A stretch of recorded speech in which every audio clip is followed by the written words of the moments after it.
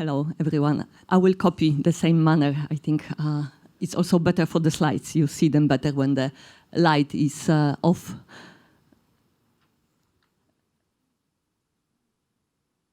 Oh, okay, thank you. Can we make light off? Oh, thank you very much. First of all, thanks a lot for inviting me. It's a great pleasure and to be here to discuss and to celebrate 20 years of Parasite, especially that I'm coming also originally from the institution which was established in 1995, and so it's existing also for 20 years, and that was also an curators and artists initiative. My first slide is the view of the building of that institution, which is used by the artist Cezary Bodzianowski for his performance. He's simply sitting on the roof of the building, like on the bench.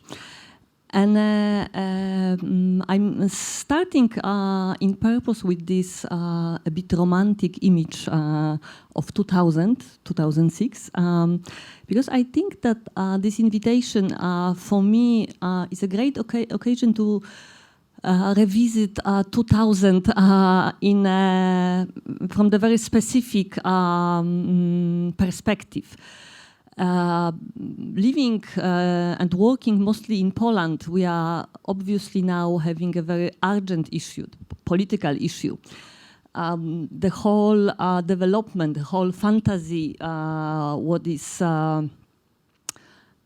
art and society is since more or less half a year question in Poland, because as you probably know, we have a right-wing populist government, and we are living in a state of instability. And but I think that that's maybe a good occasion to look back to our activities, strategies, way of working with artists, and first of all, way of negotiating public sphere in late 90s and 2000, because somewhere there is the reason why a big part of society is not sharing with us our values and ideas.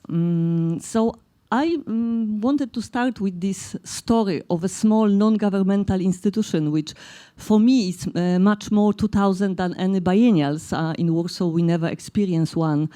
We were applying for manifesta, but because of not enough funding, we never get. So the whole narration of contemporary art was built in this small organization, institutions, initiatives.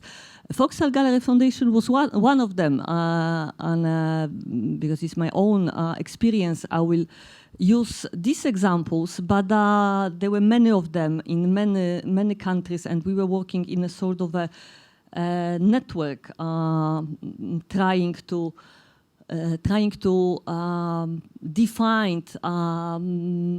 In fact, I have to do it like this. Maybe I'm doing it wrong. Okay, now it's working. Trying to define our contemporary situation, our traditions, our important historical point of references. I will show only a few examples. This is, for instance, project done by architect and theoretician of architecture, important teacher, Oskar Hansen, who was trying through this tiny, modest gesture, installing a maquette of a modern building on a tree, change the skylight of Warsaw, as this model of the building is next to the dominating the center of the city palace from the Soviet time. This is showing the scale of the vision and the fantasy, how much contemporary art can be influential, how much can, in a way, design our fantasies. Another project from that time is, for instance, the project of preserving of a studio of an artist, Edward Krasiński. The studio was in a regular block of apartments. So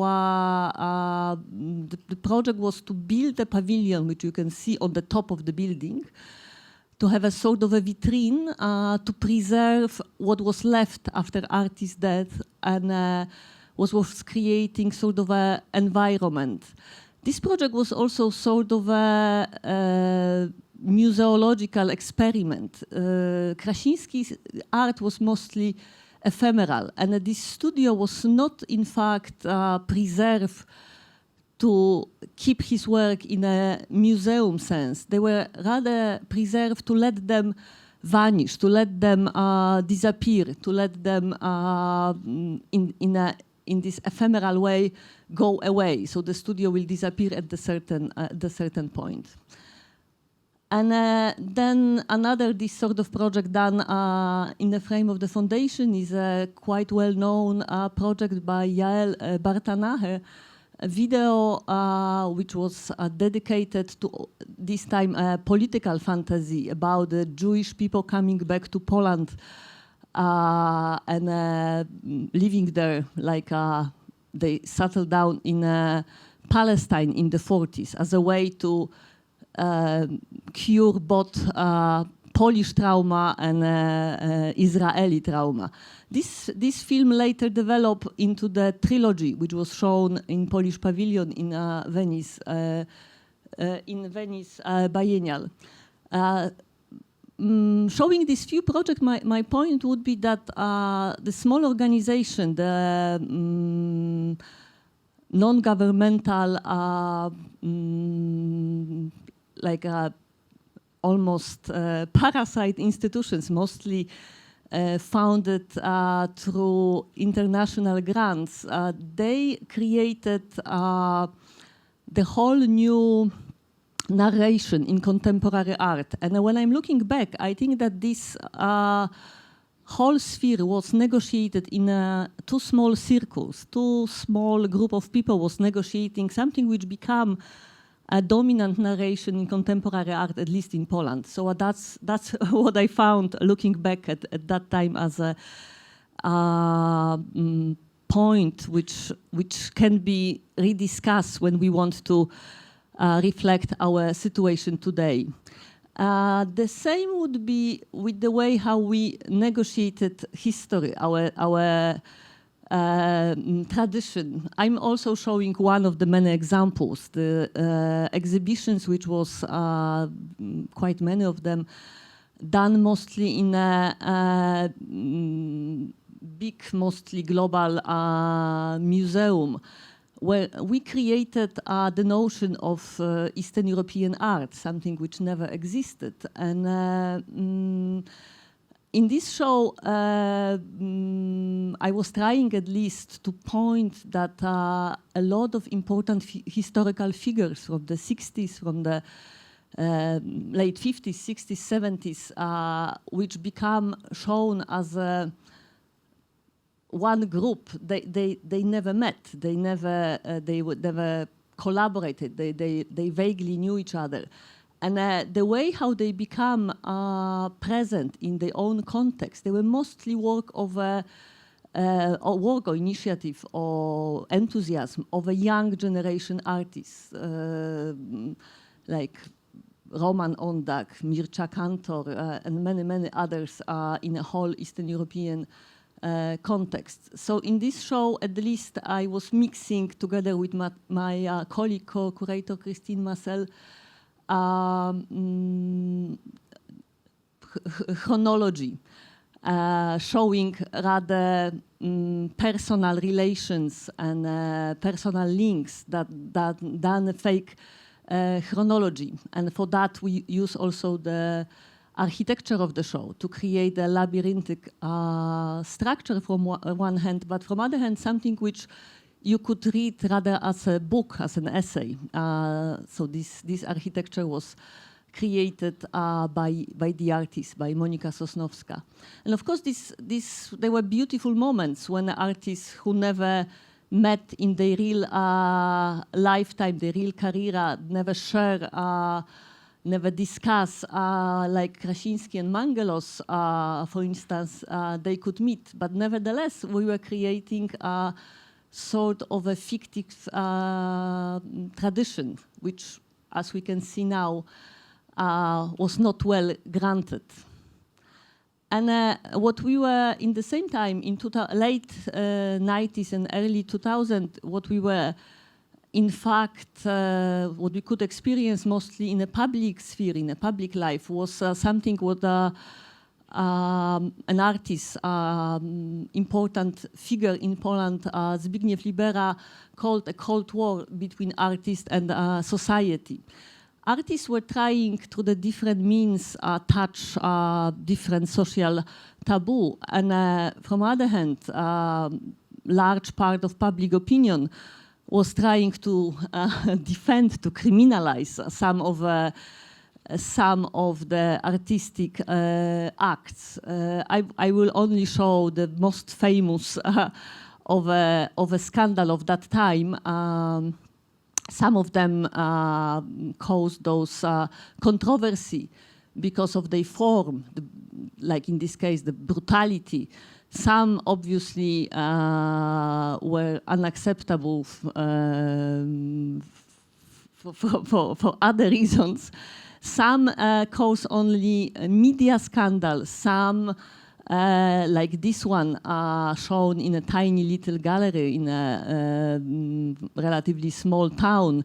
So the place which is not gaining like a large public, but this piece, for instance, was a subject of a criminal prosecution for 8 years before artist was finally released. And some of them were pure provocation, like a piece by Piotr Uklański, New York-based artist who collected the photographs of the actors playing Nazi, but public has a problem with the differentiation between subject and a representation.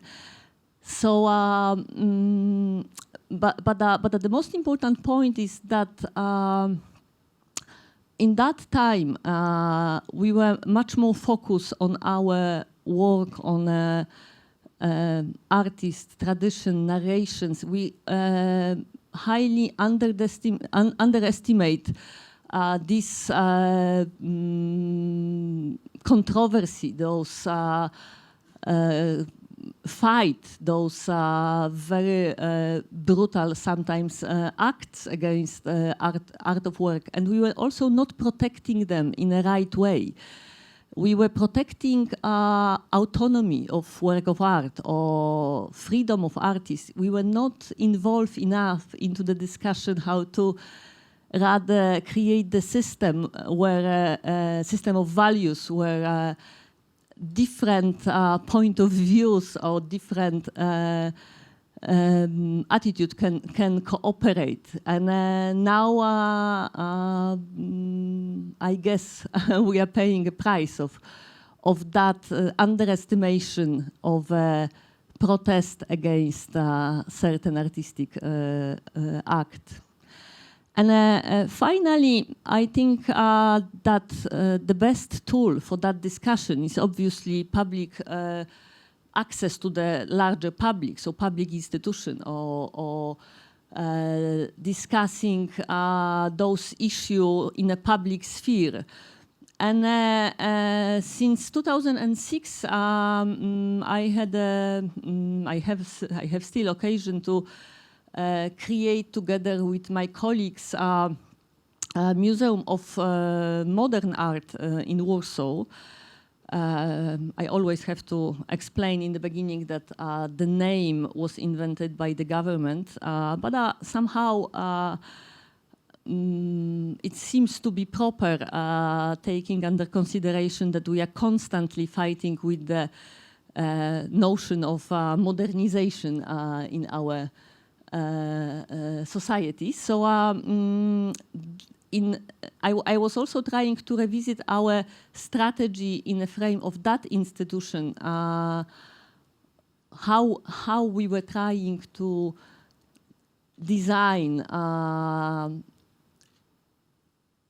negotiation, or how we were rather negotiating our position in a public sphere. So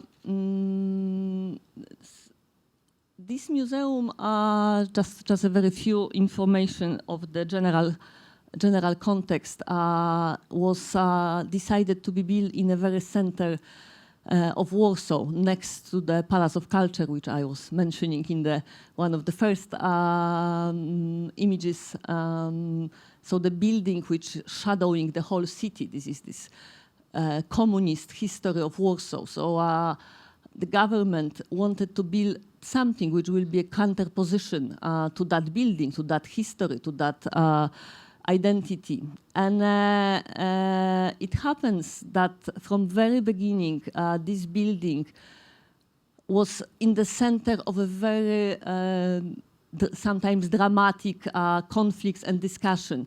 First of all, from above, it looks pretty nice. At the closer look, this area, the square around the Palace of Culture, is very much somehow very symbolic for the lack of center in politics, lack of center in the city, lack of direction. And so that's why it's a piece of abandoned land, which was used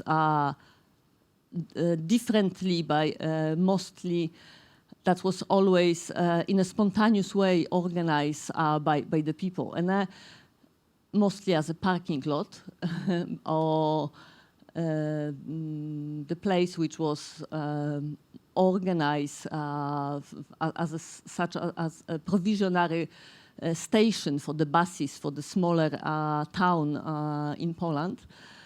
And this is the artistic intervention which is describing that situation during heavy winter. And this place was also the place where was one of these spontaneous markets where in the beginning of 2000 was cleared up by the city government, and that was cause of a serious riots. In fact, the most serious riots in the city since the 80s. And on that plot, city government decided to build a museum. Oh, sorry, I'm going in the wrong direction now. An international competition for that building won a very respected Swiss architect, Christian Keres, designing the building, which was in a form very, maybe not very, but a minimal and very much linked to the Swiss tradition of a sort of essential architecture, very much focused on the construction, on the authenticity of the building as such. And this provoked a enormous public discussion. For months, this building was discussed by two groups, those who were for and those who were against the building.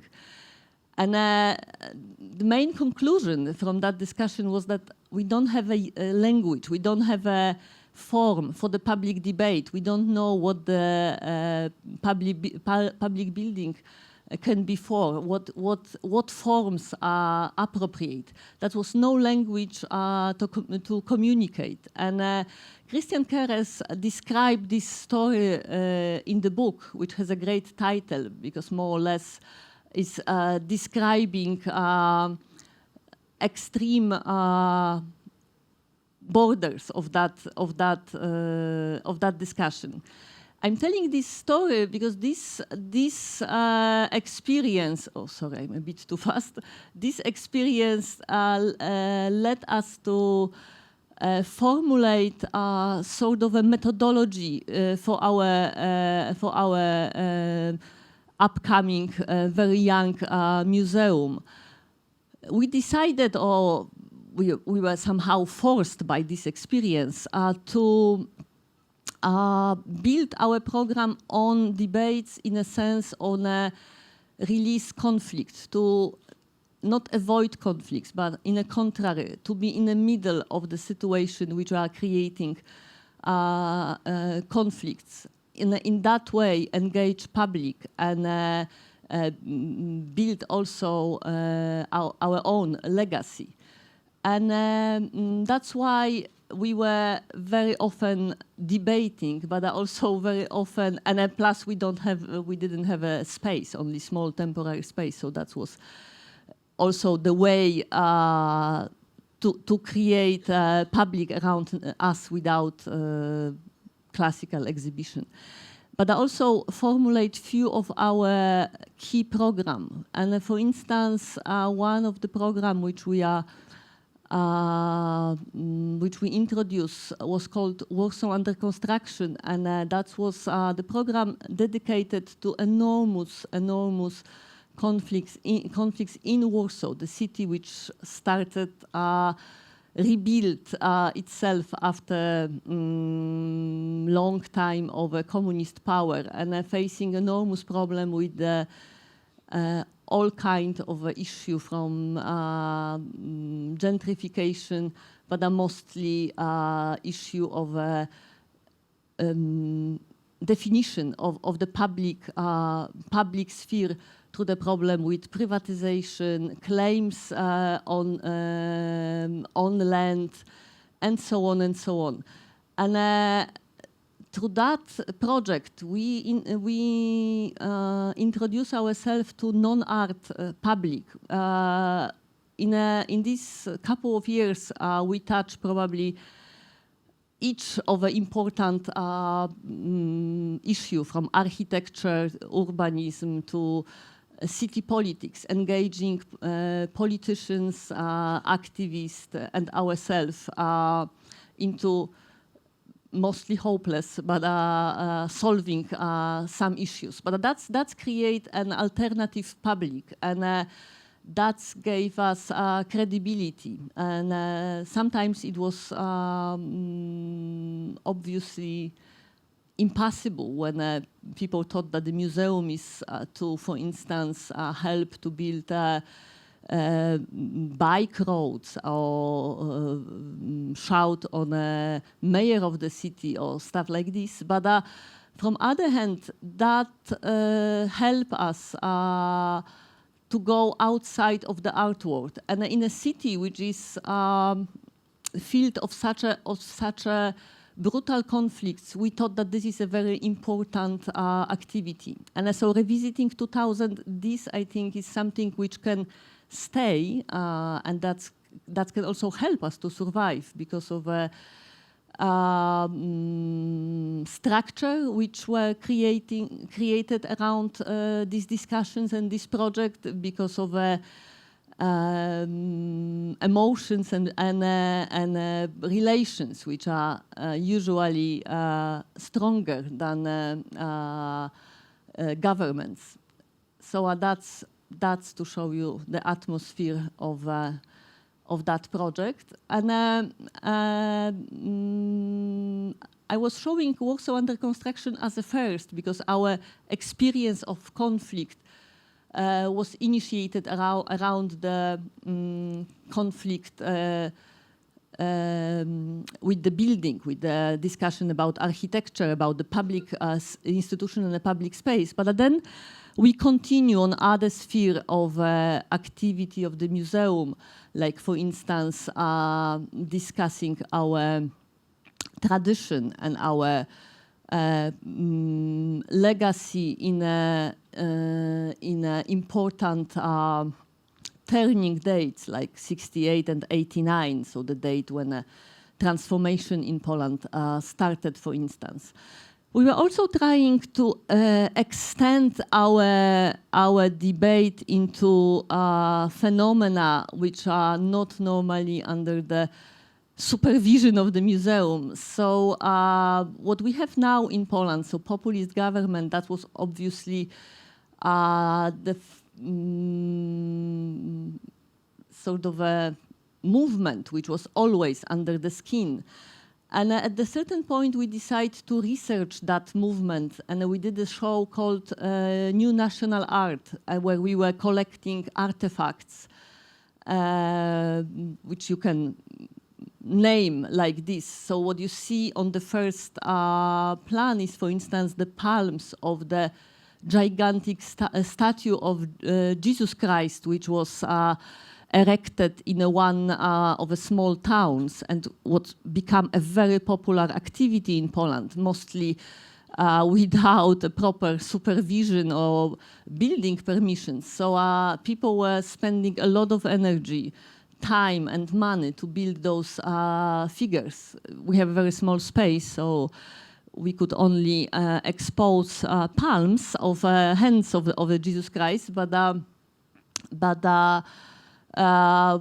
we thought it's an important gesture. In that time, we mostly wanted to discuss the phenomena. We were trying hardly to treat it as all artifacts in the same way, in the same manner, not to differentiate, not to make an ethnographic museum out of this. We have an intuition that that will be, that it is in that time a very important social movement, and we were not wrong, unfortunately. We thought that we can mediate, that we can maybe find a way how we can discuss the language of form, iconography, tradition, to somehow make those images less dangerous. I'm not sure whether that's the right strategy, but this was one of the most important projects of a time. We were trying even to export our ideas to the places we thought are even more in danger than Poland, with a small success. And a lot of things in a public space. This is, for instance, one sculpture by the artist Paweł Althammer, which is a part of our collection, but is installed on the street of Warsaw.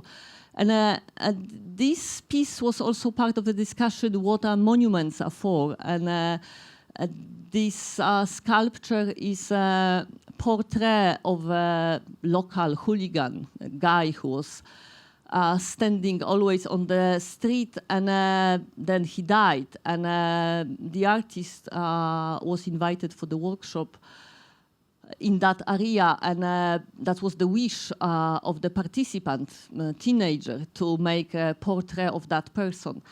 And it was very nicely done out of rubber. That's also the name, the title of the piece. But it was installed on the spring, so you could touch the sculpture and it was shaking a bit like a guy when he was alive. But when we installed the piece on the street, it caused, again, enormous conflict. Some of people from that area of the city, they felt offended. They didn't agree with the artist, with the local teenager and the museum that this is the right subject for the monument. But finally, after some years of negotiation, we managed to keep him on the spot. The hat is a spontaneous initiative of, I guess, locals. But in the same time, we were using our very modest space to make proper shows in terms that there were loans, important works of art, and all museum practice involved. In this particular case, we wanted to rewrite the history of one artist, Alina Szapocznikow, and I think we did this with a pretty much of success. But why I'm showing this slide here is mostly that this situation, pathetic situation, not having a space, was working for us because the space was very modest. Our building was not a barrier for people who are not attending the museum. So in that terms, we become attractive again for non-art public, being attractive for art public as well in the same time. So few shots from that show, which was a group show of artists of a time of Alina Shapochnikov, 60s and early 70s, and we were showing similar formal experiments. And then the show in a different form was shown also in MoMA. So that was for us a great example that our modest space can serve as a museum in a very good way. And finally, the last tool museum always have is a collection. After years, we got a bigger temporary space. It's a former furniture shop. And we were in the same time collecting. From all our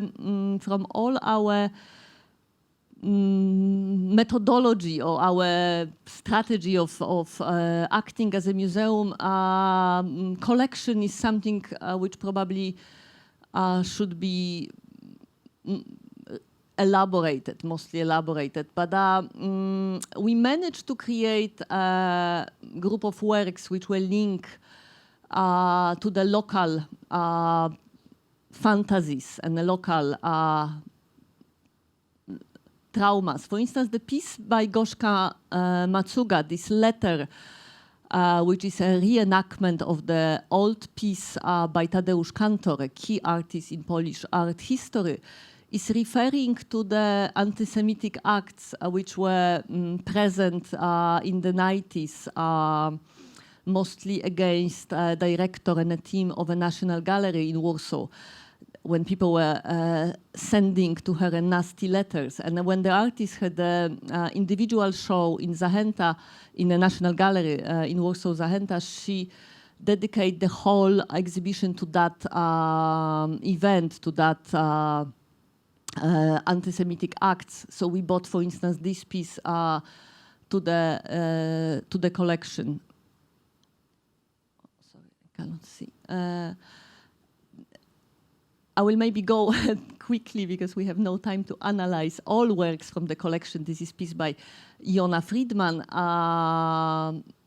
This is Prachaya Pitpong, for instance, the work when he asked us to take a part in an exchange of 5,000 euros into the weakest currency in that time, Zimbabwean dollars. And he wanted to create a cube 1 meter by 1 meter by 1 meter. Unfortunately, the nomination came in the meantime, so the sculpture is smaller. But the works we were trying to acquire or somehow get to the collection, they were mostly dealing with the notion of transformation, but in a very different sense. Social, mental, emancipatory. That let us possibility to create a very international collection of works with the subject which was locally clear. But I'm not sure after, maybe I will describe this one piece because it's quite important in our context. This is a piece which is referring to the first free election in Poland in 1989, sorry. And in that time, the famous poster of an American Western film was used to advertise this election. On this poster is a figure of a cowboy. But Croatian artist Sanja Ivekovic, she came to Warsaw in order to work with us, and she noticed something which was very obvious, but none of us never point, that all women which were involved in a solidarity movement in the 80s, they disappeared from the politics when the changes came after 1989, so they didn't become a part of a government, parliament, and so on and so on. So she changed the figure from the man to woman, and this work is a monument to the invisible woman of solidarity movement. After her, a lot of works, a lot of articles, books on that subject appear. But she was the first to point that rather sad phenomena. So that was our intention in creating a collection to make it locally very valid, being in the same time international in a sense that we could share experience of transformation in a very different part of the world. This is a piece which is very self-referential. This is again Paweł Althammer who make a sculpture representing a first team of the museum, 7 people who are trying with the great effort to push this is a model of the museum, but originally the work is inspired by the well-known Russian paintings from the 19th century painted by Ryepin, and he was showing workers pulling a wooden draft. I'm not sure whether this collection was very convincing in a sense of a non-art public. Obviously, we were very successful. We have a large public, but I guess that in terms of collection, we become again in a frame of a rather very art historian discourse, and I guess we can find, I hope we can find a better way of articulating that subject. So to concluding, thanks to this invitation, my revisit of 2000 giving me an impression that first of all, something which became a dominant narration was negotiated in a circle of a too small group of people, this small organization which created a new phase of contemporary art in Poland. Maybe that's also in other places as well, at least in Eastern Europe. Then we completely underestimate the huge debate, the huge conflict in the public sphere which contemporary art caused in the late 90s and 2000. And then we are still on the way to find better methods of articulation outside of the typical art historian discourses. And in the end, I have a feeling that at least in Poland, because of a political situation, we will go again through many of the subjects we already did in 2000. And I think we thought we achieve. I'm afraid we will have to achieve again. Thank you.